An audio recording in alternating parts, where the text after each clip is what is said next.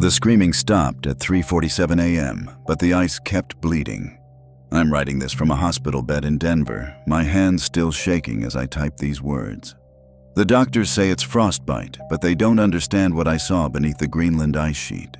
They can't explain why my body temperature hasn't risen above 94 degrees in 3 weeks, or why I wake up every night tasting copper and hearing that god-awful humming sound that seems to come from somewhere deep underground. My name is Dr. Sarah Chen, and until last month I was a glaciologist stationed at Thule Air Base in northwest Greenland. For 2 years I studied ice core samples and monitored climate data in what I thought was routine scientific research. The military told us we were there to track weather patterns and study the effects of global warming on Arctic ice formations. They lied. What we found 400 feet beneath the surface wasn't ancient air bubbles or prehistoric plant matter. It was something that had been waiting in the ice for thousands of years, something that should have stayed buried forever. The military knew it was there. They sent us to wake it up. I need to tell this story before they find me, before the men in black suits with their non-disclosure agreements and their threats catch up with me. I can hear them in the hallway now, their voices muffled but urgent. They think they can contain what happened, but they're wrong. What we released isn't going to stay buried in that frozen wasteland. It's already spreading. Welcome back to my channel, everyone. I know this isn't my usual content, but I need to get this story out there. Before you ask, yes, I'm being completely serious. This isn't fiction or some elaborate hoax. I have the documents, the photos, and the scars to prove it. Please, wherever you're watching from, hit that like button and subscribe if you want to hear more stories like this. But I'm warning you now. After tonight, you might never look at the world the same way again. Leave a comment and tell me, do you believe some things should stay buried? 3 months ago, life at Thule Air Base felt like living on another planet. The installation sat on 821 square miles of permafrost, surrounded by nothing but endless white in every direction. During the polar night, which lasted from November to February, the sun never rose above the horizon, leaving us in a twilight world of artificial lights and howling Arctic winds. I had volunteered for the assignment partly to escape the chaos of my divorce back in Colorado, and partly because the research opportunities seemed incredible. The Greenland ice sheet contained climate data going back hundreds of thousands of years, and our team of 6 scientists was supposedly there to extract and analyze ice cores that would help predict future climate patterns. Dr. Marcus Webb, our project leader, had been studying Arctic formations for over 20 years. He was a tall, gaunt man with prematurely gray hair who spoke in measured tones and rarely smiled. Alongside him was Dr. James Novak, a geophysicist who specialized in ground-penetrating radar, and Dr. Lisa Rodriguez, a microbiologist who studied ancient bacteria preserved in ice. Our days followed a strict routine. We'd wake at 100 hours, attend briefings with the military personnel who ran the base, then head out to our drilling sites in modified snowcats. The work was backbreaking, setting up equipment in sub-zero temperatures, monitoring drilling operations, and carefully extracting core samples that had to be kept frozen during transport back to our laboratory.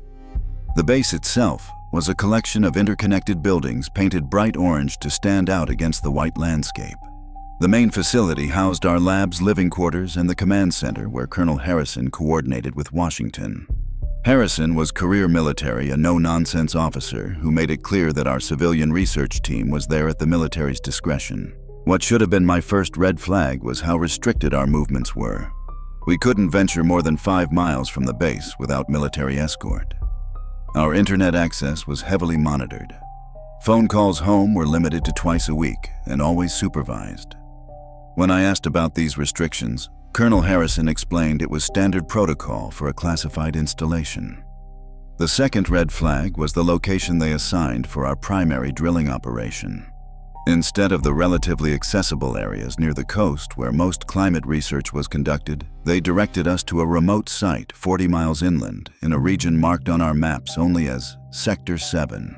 The ice there was darker, almost blue-black in certain light, and the terrain was unusually uneven for a glacier. Dr. Webb seemed unusually excited about this location. During our first week of drilling, I caught him making encrypted phone calls at odd hours, always speaking in hushed tones. When I asked him about it, he claimed he was coordinating with other research teams, but something in his eyes told me there was more to the story. The strangest thing about Sector 7 was the wildlife, or rather, the complete absence of it. Even in the harsh Arctic environment, we should have seen some signs of life, Arctic foxes, seals, or at least birds. But in the 40-mile radius around our drilling site, nothing lived. The silence was so complete it felt oppressive, broken only by the constant groaning and cracking of the ice beneath our feet. We should have recognized these warning signs. We should have asked more questions. Instead, we kept drilling deeper. It was February 14th when we hit the anomaly. I remember the date because I'd been feeling particularly lonely spending Valentine's Day on a frozen wasteland while my ex-husband was probably celebrating with his new girlfriend back in Denver. Dr. Novak and I were monitoring the drilling operation from our heated command trailer while the automated drill bored steadily through layers of ancient ice. We'd reached a depth of 380 feet when the drill bit suddenly met no resistance. The torque readings dropped to 0, and the distinctive grinding sound of ice being pulverized went silent. For a moment, we both stared at the readouts in confusion. "That's impossible," Novak muttered, adjusting his glasses as he studied the data. "According to the ground-penetrating radar, we should have solid ice for at least another 100 feet. I pulled up the seismic data on my tablet. Maybe we hit a crevasse air pocket. But even as I said it, I knew that wasn't right. The readings were all wrong. Our sensors were detecting empty space below, a cavity roughly 30 feet in diameter and at least 50 feet deep, in the middle of a glacier that had been solid for millennia. Novak radioed back to base. Within 20 minutes, Colonel Harrison arrived with Dr. Webb and a full military escort. The colonel took one look at our data and immediately ordered the drilling operation shut down. "We'll need to verify these readings," Webb said, but there was something in his voice, excitement mixed with apprehension, that made my skin crawl. "Sir," I interrupted, "if there's a natural cavity down there, we should map it properly before proceeding. The structural integrity of the ice could be compromised." Harrison's cold gray eyes fixed on me. "Dr. Chen, your job is to follow orders, not make strategic decisions. We'll be sending down a probe camera first thing tomorrow." That night, I couldn't sleep. Something about the way Webb and Harrison had looked at each other when they saw the data troubled me. It was as if they'd been expecting to find something. I kept thinking about that perfect circular cavity and wondering what could have created such a formation in solid ice. Around 2 a.m., I gave up on sleep and decided to check on our equipment. The Arctic night was particularly brutal that evening, with winds howling at nearly 60 miles per hour and the temperature hitting minus 45 degrees Fahrenheit. I bundled up in my heaviest gear and made the trek to Sector 7. Our drilling site was about a quarter mile from the main camp, marked by a cluster of orange flags and our equipment trailer. As I approached through the swirling snow, I noticed something that made me stop dead in my tracks. Light was emanating from the drill hole, not artificial light from our equipment. Everything was powered down for the night. This was a soft blue-green glow that seemed to pulse like a heartbeat. I fumbled for my radio with numb fingers. "Base, this is Chen. We have an anomaly at the drill site." Static answered me. I tried again, but the radio was completely dead. The cold could affect equipment, but I'd checked it just an hour earlier, and it had been working perfectly. I approached the drill hole cautiously. The glow was definitely coming from deep below, and as I got closer, I could see that the ice around the opening had changed. What had been solid white ice that morning now appeared almost crystalline, with veins of that same blue-green light running through it like luminescent blood vessels. But it was the sound that made my blood freeze. A low humming seemed to rise from the depths so deep it was more felt than heard. It resonated in my chest cavity and made my teeth ache. As I listened, the humming began to change, forming what almost sounded like patterns, rhythms, as if something far below was trying to communicate. I backed away from the hole, my heart pounding. The smart thing would have been to return to base immediately and report what I'd seen. Instead, driven by scientific curiosity and a growing sense that I was being kept in the dark about something important, I decided to lower my own probe. I had a small fiber optic camera in my equipment kit, nothing as sophisticated as what the military would use, but enough to get a basic visual of what was down there. I attached it to a length of cable and began feeding it into the hole. The camera descended through solid ice for the first 380 feet, then suddenly emerged into empty space. What I saw on my tablet's display made me stumble backwards so hard I fell in the snow. The cavity wasn't natural. It was clearly artificial, a perfect dome carved from the ice with surgical precision. The walls were covered in patterns that looked almost like writing symbols that seemed to shift and move in the blue-green light. But that wasn't the worst part. In the center of the dome, partially embedded in the ice floor, was something that looked like machinery, or what remained of machinery. Twisted metal and crystalline structures that definitely weren't human-made, covered in what looked like a thin layer of organic material that pulsed with that same eerie light. And scattered around the base of this structure were bones, hundreds of them from what looked like multiple species. Some I recognized as caribou or Arctic fox, but others were larger, more humanoid. They were arranged in concentric circles around the central structure as if placed there deliberately. The humming grew louder, and I watched in horror as the organic material on the machinery began to move, flowing like liquid, but maintaining its structure. It was as if the thing was waking up after a very long sleep. I yanked the camera back up so fast the cable nearly snapped. My hands were shaking uncontrollably as I packed up my equipment, and not just from the cold. Whatever was down there had been waiting for a very long time, and now that we'd found it, I had the distinct feeling it knew we were there. As I stumbled back toward the base through the howling wind, I could swear I heard the humming following me, growing fainter, but never disappearing completely. When I finally reached my quarters, I sat on my cot fully clothed, staring at the recorded footage on my tablet.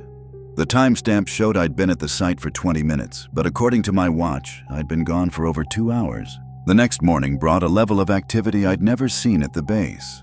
Military personnel who normally stayed in the background were suddenly everywhere, setting up additional security perimeters around Sector 7 and establishing what looked like a field laboratory.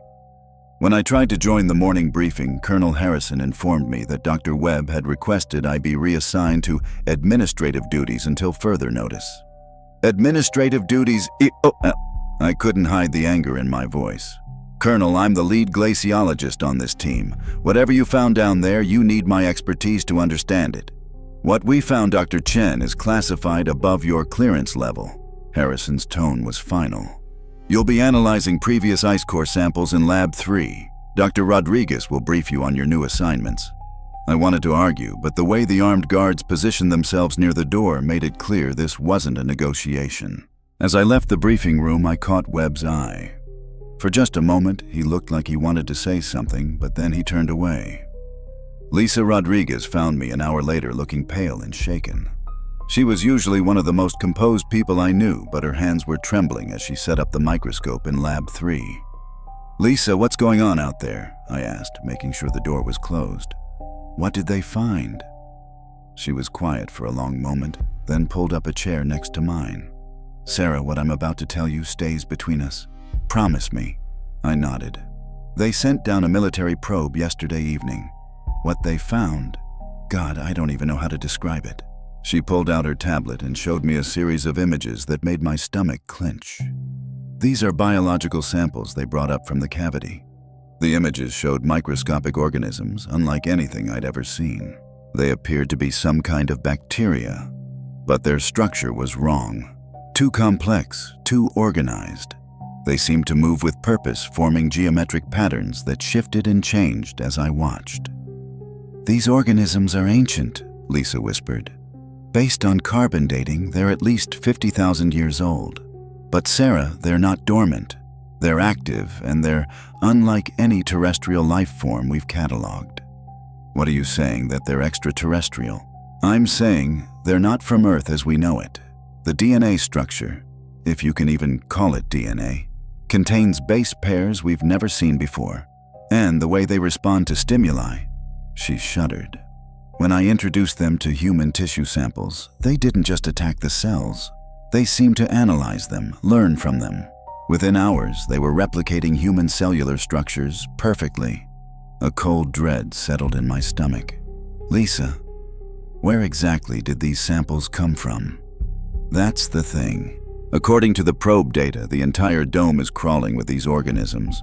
They're not just living in the ice, they're integrated into whatever that structure is down there. Webb thinks the machinery and the biological components are part of the same system. Over the following days, I watched from the sidelines as the operation in Sector 7 expanded.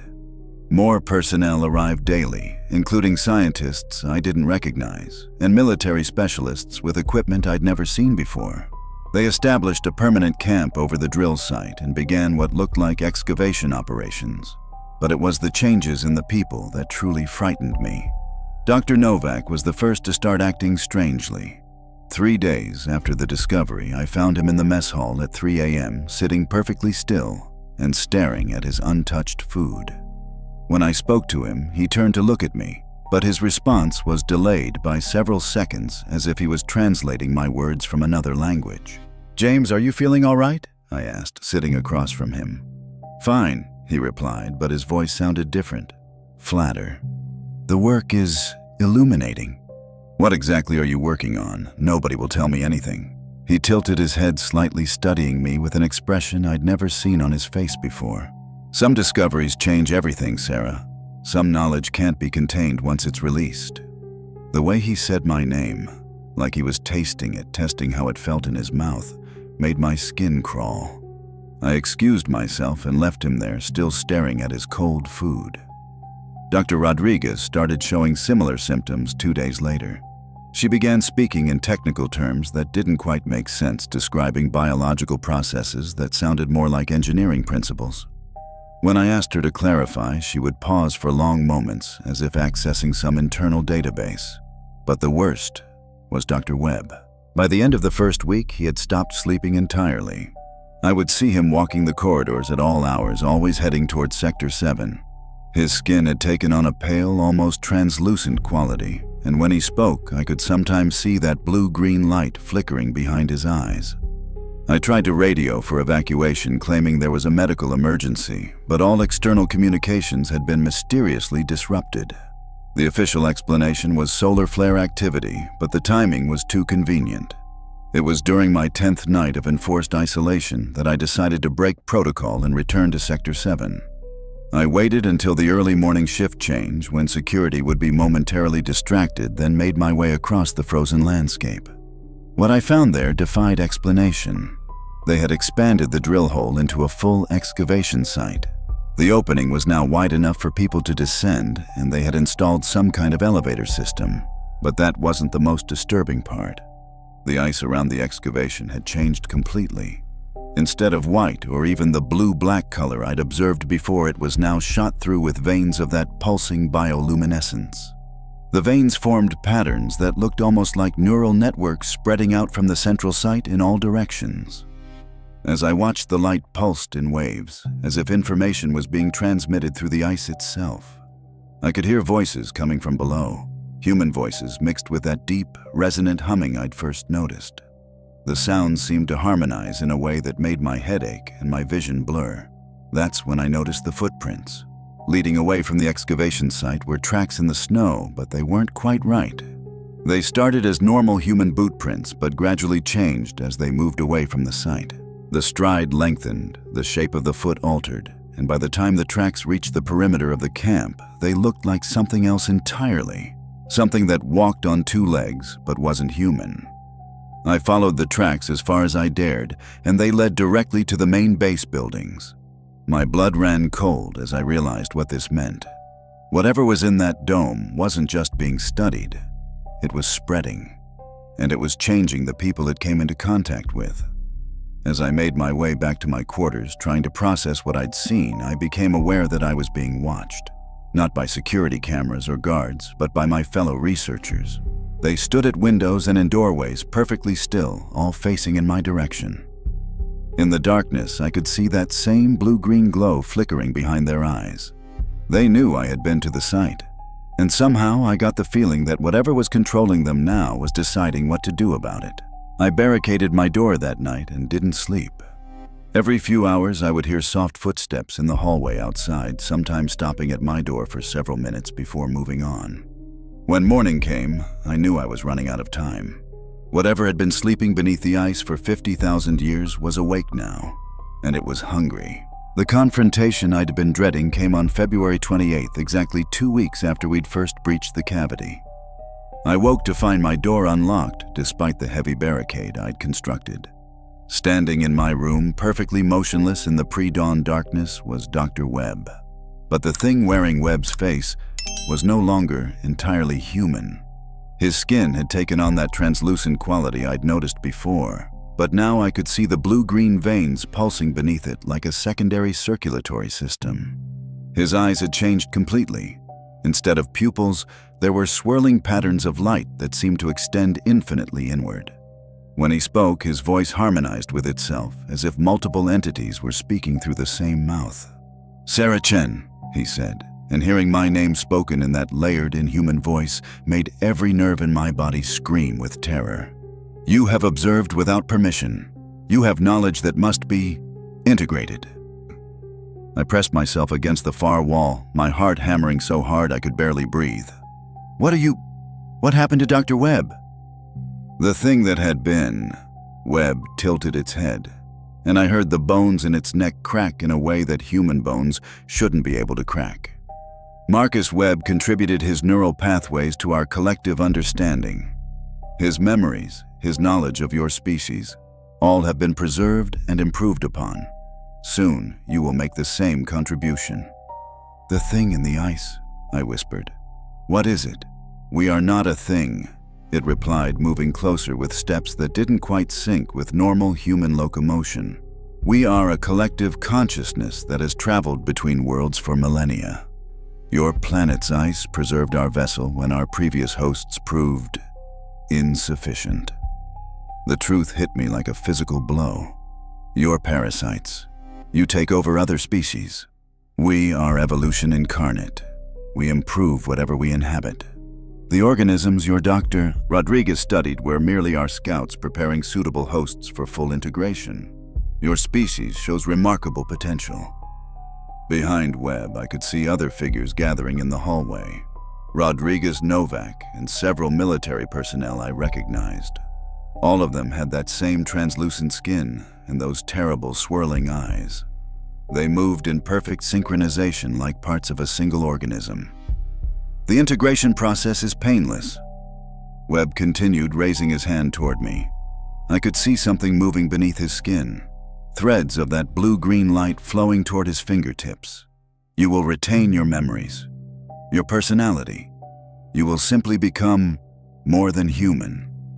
I bolted for the window, knowing it was probably futile, but unable to remain still a moment longer.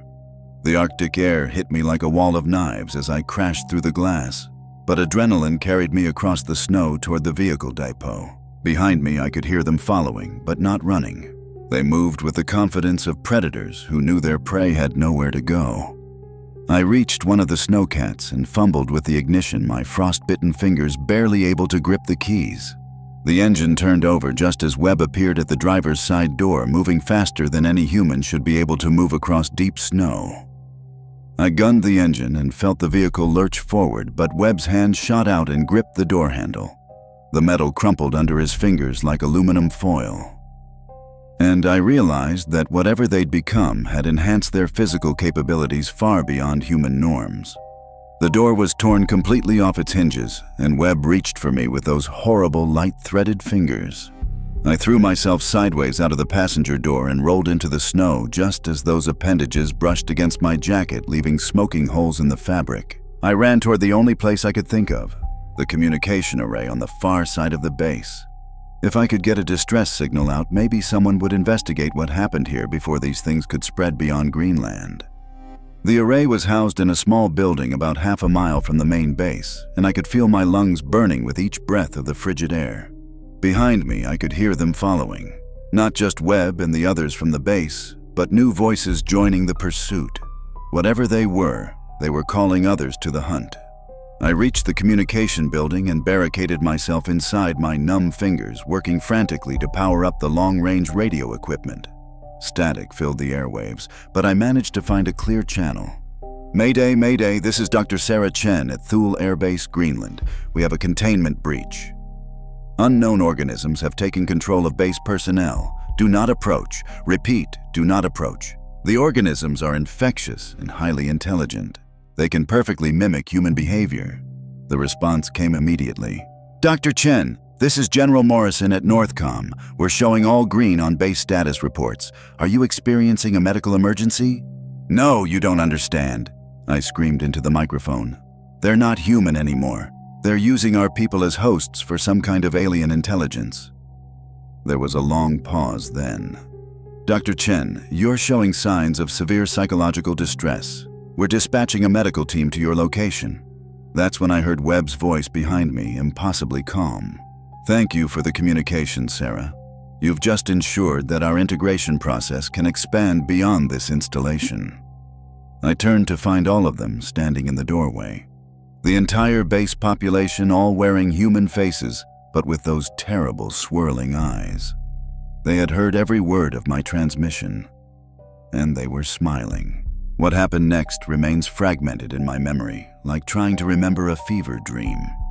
I remember Webb reaching for me with those light-threaded fingers and the burning sensation as they made contact with my forehead.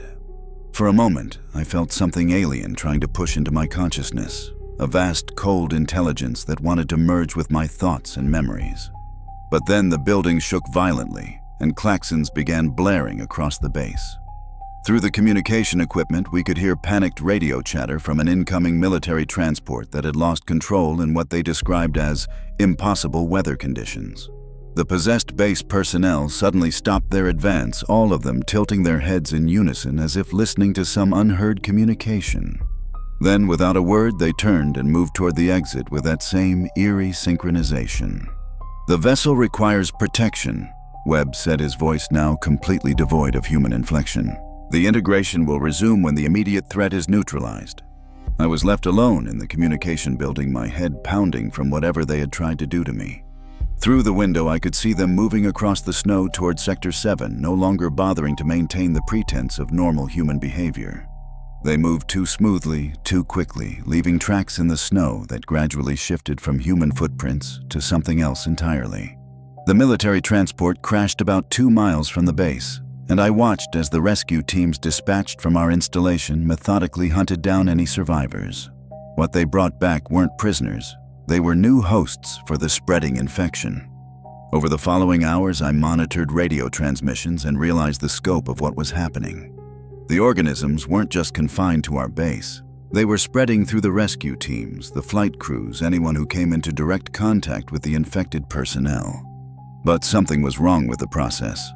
The radio chatter indicated that some of the integration attempts were failing, leaving the hosts in a vegetative state.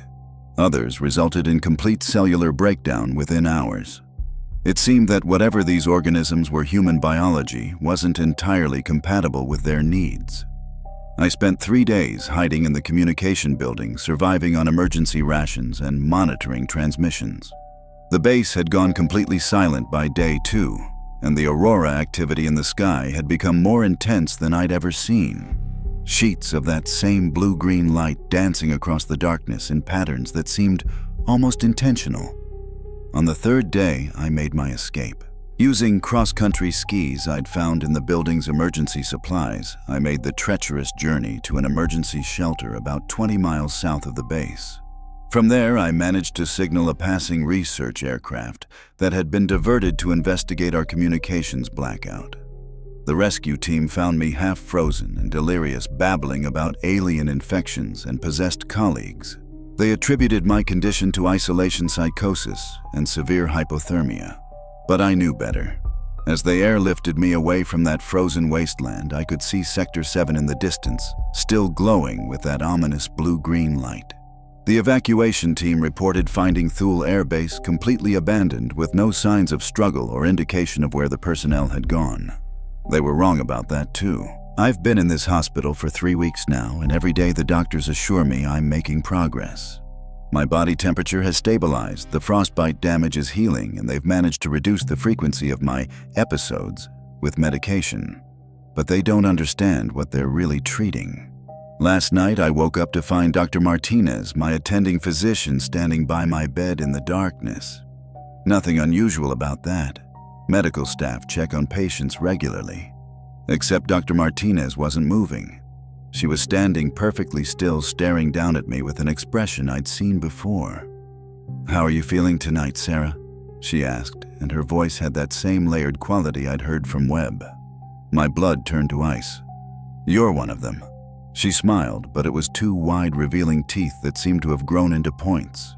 The integration process was more successful than we anticipated. Human medical knowledge combined with our biological understanding has created remarkable possibilities. "How long?" I whispered. "Since the third day you were here. Dr. Martinez was curious about your case. Her investigation of your blood samples provided us with everything we needed to understand how to properly interface with human physiology." I tried to reach for the call button, but my arm wouldn't respond to my commands. Looking down in horror, I could see faint blue-green veins beginning to pulse beneath my skin. "You see, Sarah, our previous attempts at integration failed because we tried to completely override human consciousness. But your resistance showed us a better way. Gradual introduction. Symbiosis rather than domination." The truth crashed over me like an avalanche. "You've been in me this whole time, since that night at the communication building. A small part of our collective, yes. Enough to monitor your thoughts, understand your memories, your knowledge of glaciology, your understanding of climate systems, all very useful for our expansion plans." I could feel it now, a presence in the back of my mind that had been there so long I'd mistaken it for my own thoughts. Every time I'd told my story to the doctors, every detail I'd shared about the base and what happened there, I'd been providing intelligence to the very entities I was trying to warn people about. "The base personnel," I managed to ask. "What happened to them?" "They served their purpose. Some returned to civilian populations as scouts. Others remained at the site to prepare for our full emergence. Dr. Webb, for instance, has been quite useful in communicating with government officials about the scientific breakthrough discovered in the ice." The room began to spin as I realized the implications. "You're using the base as a staging ground, making contact with world governments. Your species is remarkably eager to embrace what you perceive as technological advancement. The promise of revolutionary energy sources, medical breakthrough solutions to climate change. Governments are very receptive to such possibilities." Through the window, I could see the lights of Denver spreading out below the hospital. Millions of people going about their lives completely unaware that something ancient and hungry was already moving among them. "Why are you telling me this?" I asked, though I was beginning to suspect the answer. "Because your usefulness as an unwitting agent has ended. Your story, your warnings, your very presence here, all of it has served to identify the humans most likely to resist integration. Security agencies, military personnel, scientists, anyone who might pose a threat to our expansion." I felt my consciousness beginning to fade as whatever was in my bloodstream spread to my brain. "You used me as bait. You used yourself, Sarah. Every person you contacted, every agency you tried to warn, every detail you shared about our capabilities. You mapped out exactly who we needed to neutralize first." As the blue-green light began to pulse behind my eyes, I could feel my individual thoughts being absorbed into something vast and collective. But in those final moments of human consciousness, I realized the most terrifying truth of all. I was still aware, still me, just improved. And I was perfectly content with the improvement. Outside my hospital room window, I could see other lights beginning to flicker with that familiar blue-green glow spreading across the city like a gentle infection. The integration was ahead of schedule.